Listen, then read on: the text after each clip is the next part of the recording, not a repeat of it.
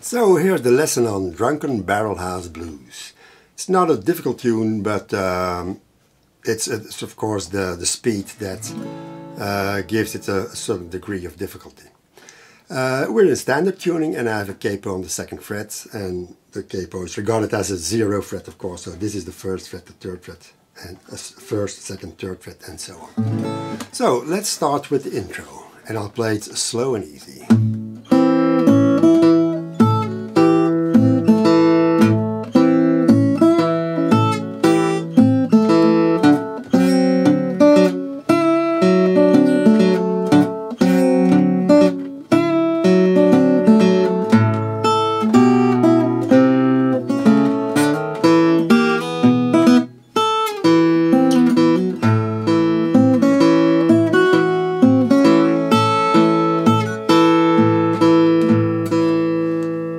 So we have a G chord, and it's the pinky, of course, that does the most work.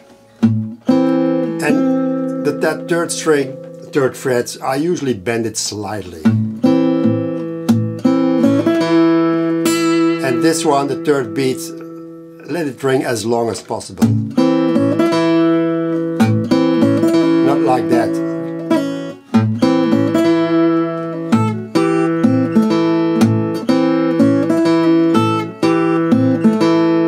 Then we go to a C7, and I bend that 3rd string again on the 3rd fret, and you see I'm releasing my index finger to be able to put more strength on that pinky, because if you keep the position, you, in my case anyway, I lessen the strength. So, but then I have to go back for the 3rd beat to get back on that 1st fret, 2nd string, of course. Let that ring also, slight vibrato if you're able to do that.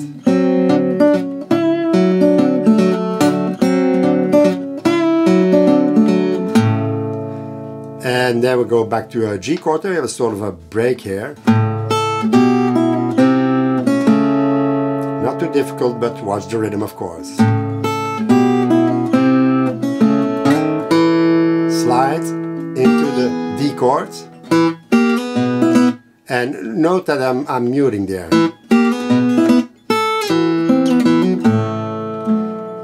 Slide down, bass, slide down.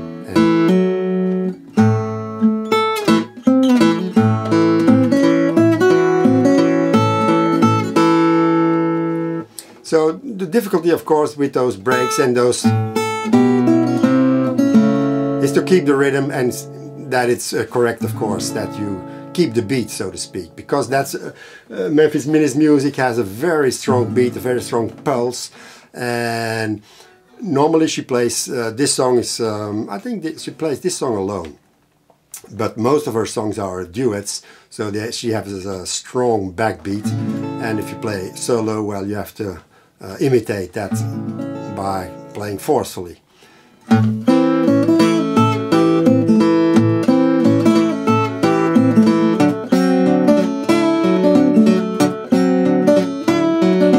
I accent those first beat of the 6th and 7th measure and the 5th.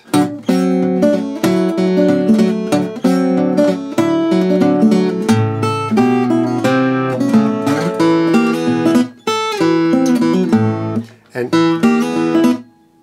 there I'm muting this down so that it's coming really through there. Muting with the right hand here.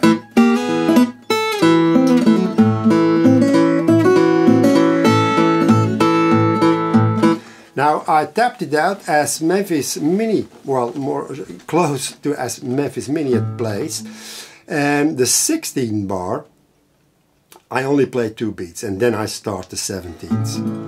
But Minnie really stretches her vocals, and you will see that she starts on the 16th measure, I think the 3rd beat, because if you listen to me, good people, I do to me on 1 beat and she takes a beat more, and so she stretches her vocals a little bit different, and that's why I started on the on the first beat of the 17th measure. So that's something, well, that's a personal choice, of course, and it depends on your singing where you're beginning. I put the lyrics in the under the tab, but that's only how I sing them. It's not how, well, it's not chiseled in stone, so to speak. You don't have to do it that way. You can always do it your way. Everybody speaks differently and also sings differently, so you might want to accent other words, so don't be afraid to do that. I try to, well, keep the beat with my words, and I think this song is a good example of it. If you listen to good people, I'll tell you what it's all about. All the words are on a beat, and that way you get a really swingy feel. So I'll play the verse a bit slow now.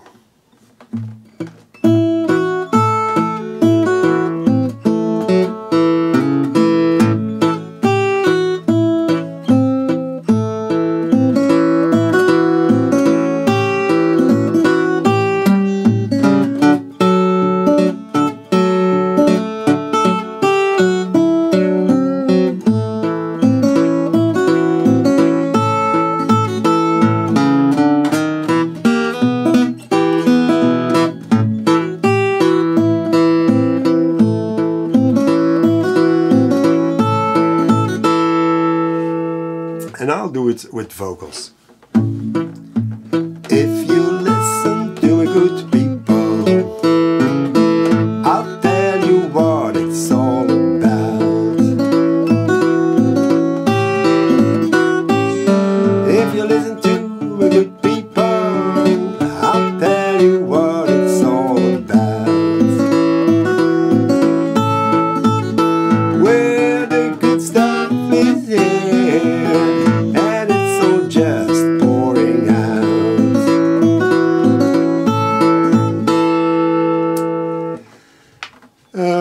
What I did differently is Memphis Mini doesn't, but it's a typical thing that she would do probably if she played with her partner, who usually plays then bass runs behind her vocals. So that's a little fantasy of mine. Fills it up a bit instead of simply going the alternating bass. The same for the 24th beats. She doesn't do. It's a bit of a Blind Blake there.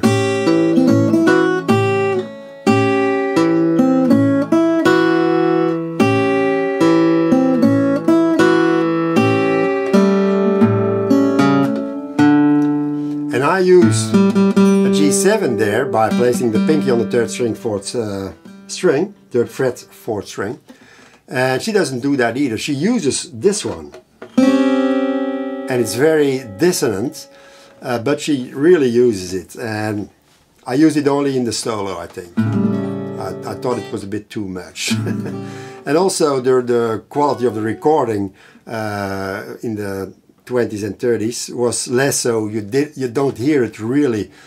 So I'm really, I would love to ask her, was that intentional? I think so, and it's kind of weird. And I ended it on to reflect the drunken stupor. Okay, now if you listen to a good people, and I keep that short. Not that. I'll tell you what it's all about. And you see a few notes in brackets. You have a choice there. You can play them or you don't. Pull off here. I think I did it sometimes, sometimes not. With the vocals it's difficult to hear, by the way. And here it's the same, that last note in the 21st bar. You can play it or you can leave it at. And that's the key phrase in the whole song. And in the second measure I replaced it by like that. Just a simple variation. 3rd fret, 2nd fret open, and the G7. I also did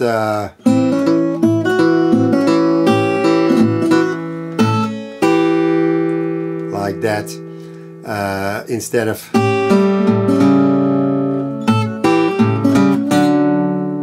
so you can do little variations there at will, of course.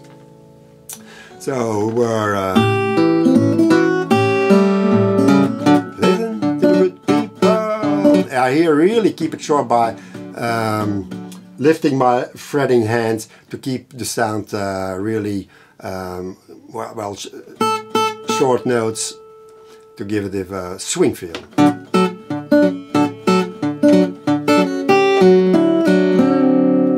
Here that's not possible.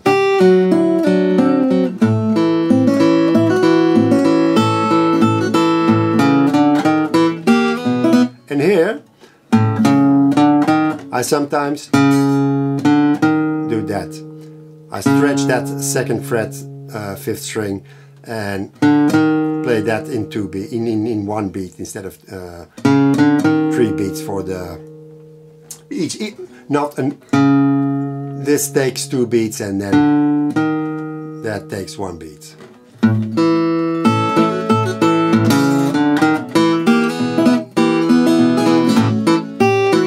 There's also something to in that 35th measure. I strum down and up to get a little, well, sort of a bouncy feeling.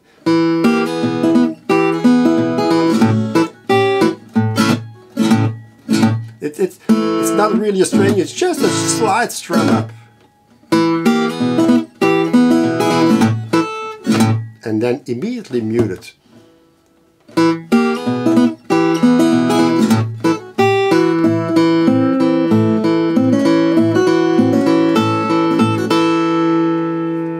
In the verses I did one variation and I didn't tap it out because not too many people are able to do that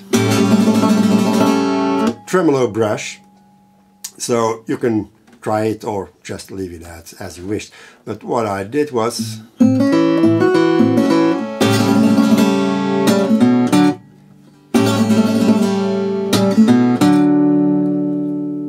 and if you're really interested in the tremolo brush, check out my free lesson on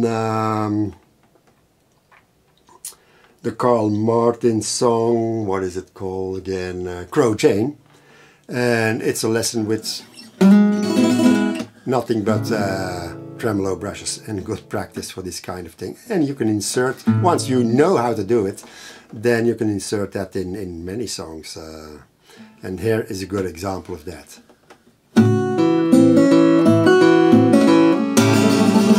And it's my middle finger that does the brushing. Some people do it with the index finger. But the middle finger, in my case, it's the longest finger I have, so it touches the strings more easily, and the wrist is kept naturally.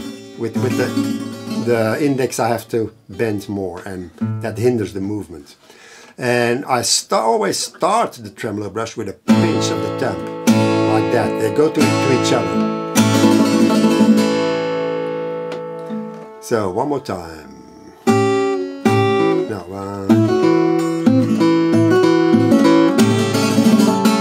and then hit, open a 5th string, and then you go to the C.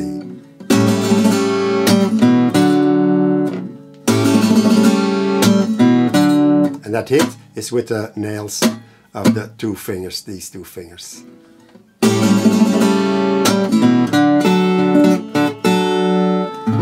So that's it for the verse, I think. We have that covered and a few variations. And then we have 2 solos. Memphis Mini only does 1 solo. And if you want to hear more solos, then I suggest you listen to the version by Ari Eisinger. I think it does a bit too much, but well, that's his way of playing. It's great, of course. But if you insert too much variation, then you lose sometimes the character of the song, I think. So that's the way I think about it. Anyway, so we have the first solo. So we have that. And then that's the bar on the third page, the first bar on the third page that has no number. That's the last bar of the previous measure where we did. And now that's. And on the. You see my left hand changing on the last. Then I change to the thumb wrap for the third string. Memphis Mini doesn't. I keep the alternating bass going during the break, but Memphis Mini I think plays the fifth string, and REI Singer does the same. Something like that. I chose to keep the alternating bass going by using a thumb wrap. This is a handy way to free up your left hand to play other kinds of things when playing in the key of G and with an alternating bass. For example, I learned this from Doug Baker. He does that a lot. So.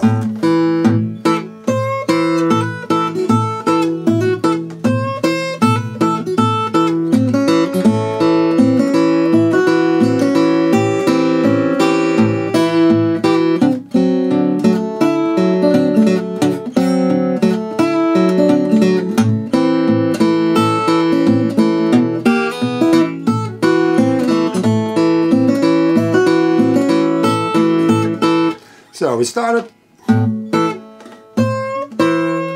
bend it, and you see I'm using my third and the second finger placed on the fifth and the sixth fret to do that bend.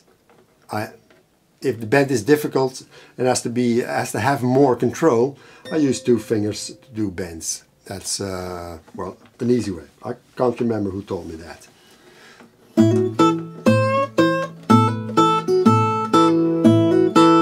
Hammer on with the index and the third finger.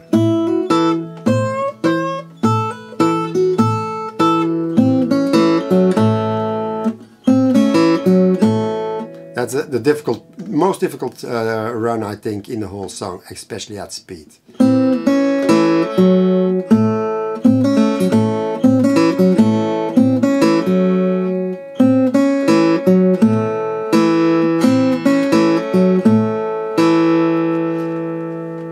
So let's beat that section.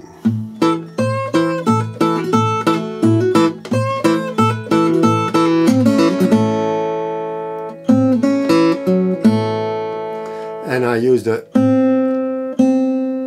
index, middle, down, and index. And this then, and that's the most important one I think, the first beat of the 45th measure, I play with my thumb and middle finger, because your index finger just did that on this 4th string 2nd fret, and at speed then this transition is really fast. So if you do it with two fingers, then it's more easy.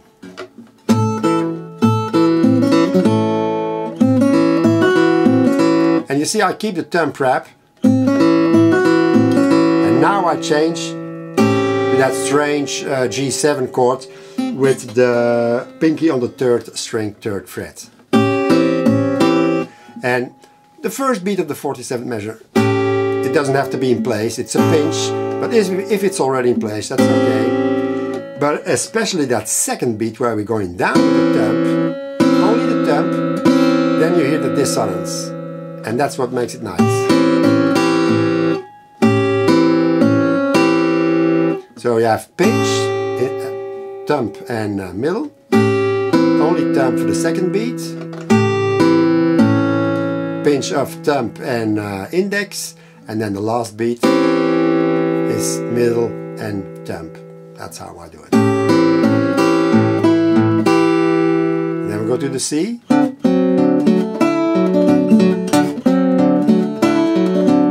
That's about the same as in the introduction.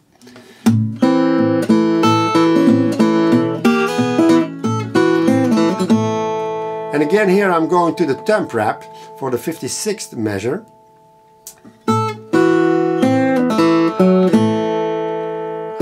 This is again with the index and the pinch. The first beat of the 57th measure is thumb and middle. And you do a double pull off, 3, 2, open. And if you're gonna play the standard G chord, I found it more difficult, but you can try both methods, and whatever suits you best, take that one.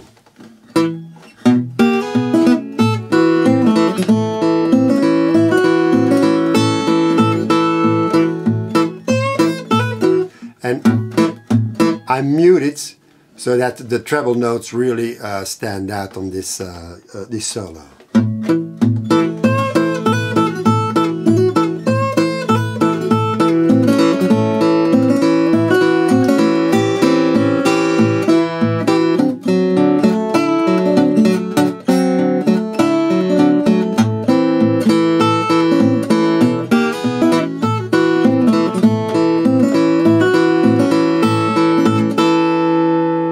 So that's it for the first solo. Now the second solo is very close to the first one. We start with the hammer on. So we have and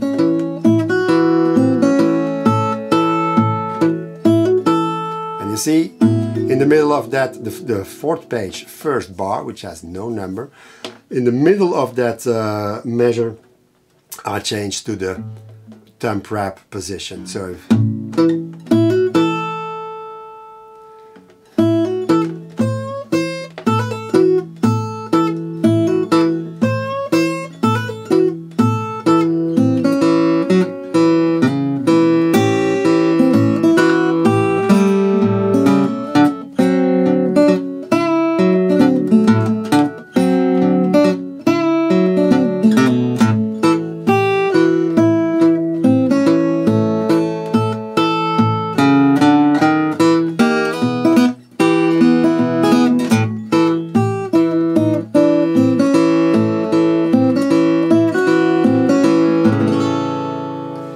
the difference to the other solo is that this is hammer on and pull off. In the other solo we did it differently.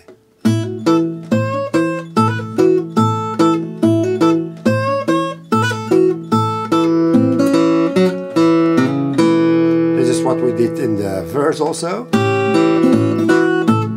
can do that as a variation.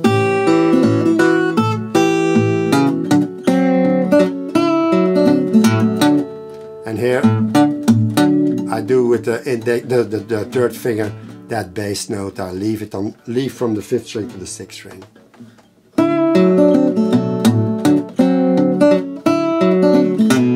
Pull off with the index.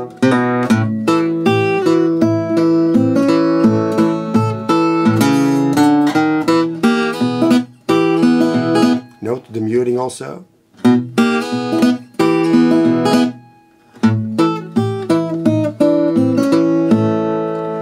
And here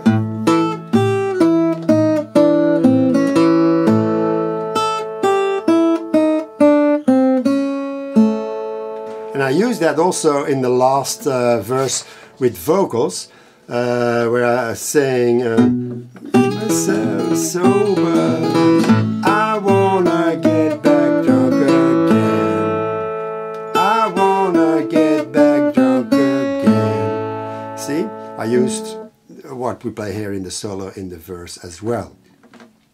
So I think I play it one more time, and I don't think there are any difficulties that we haven't thought of before.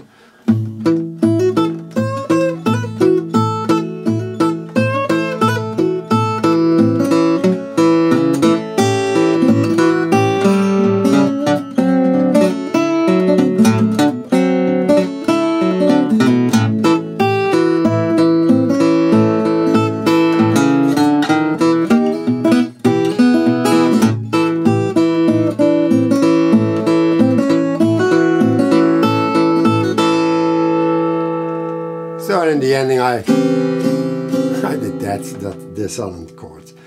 So I think that's about it for Drunken Barrelhouse. It's a fun tune to play, and once you get it up to speed. And I think Memphis Mini plays it even faster than what I did.